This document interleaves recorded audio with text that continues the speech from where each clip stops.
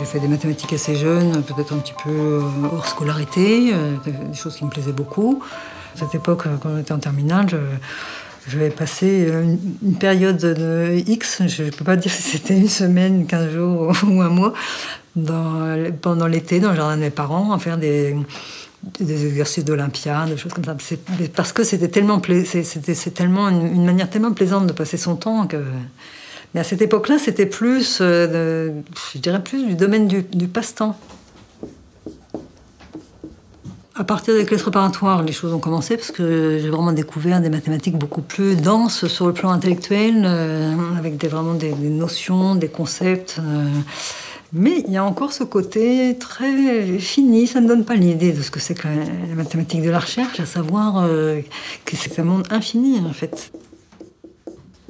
Ce qui est beau, c'est les énoncés qu'on va formuler, non pas ceux qu'on a déjà formulés, en un sens.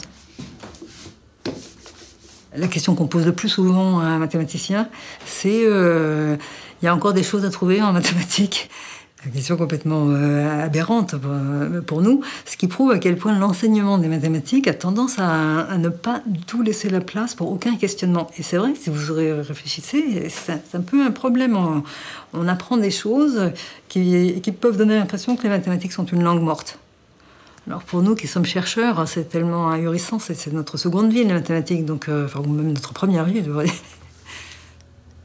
Aux frontières de la géométrie et de l'algèbre, guidée par une forte intuition, Claire Voisin se consacre à l'étude d'objets complexes au cœur des mathématiques les plus abstraites.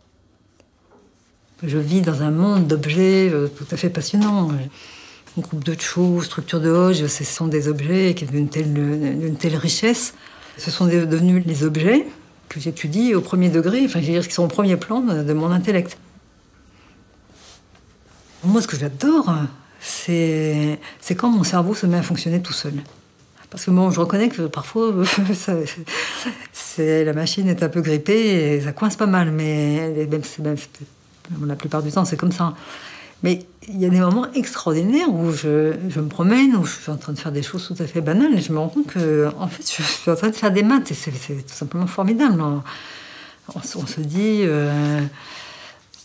dit qu'à l'intérieur de nous, il y a une vraie personne idéale qui fait des choses vraiment intéressantes.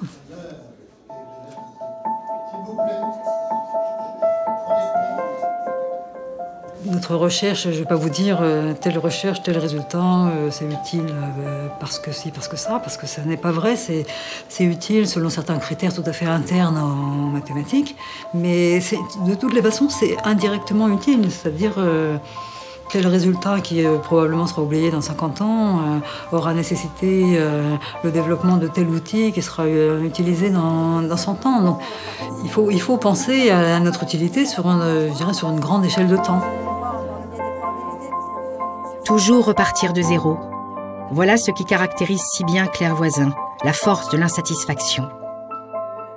La chercheuse a démontré ou infirmé des conjectures célèbres, notamment lors de ses travaux sur le théorème de Kodaira ou la théorie de Hodge, indissociable de son œuvre. Elle a infirmé une reformulation de la conjecture de Hodge dans son cadre le plus général. Grâce à des méthodes originales, Claire Voisin développe une recherche exceptionnelle, ouvrant de nouveaux champs d'investigation.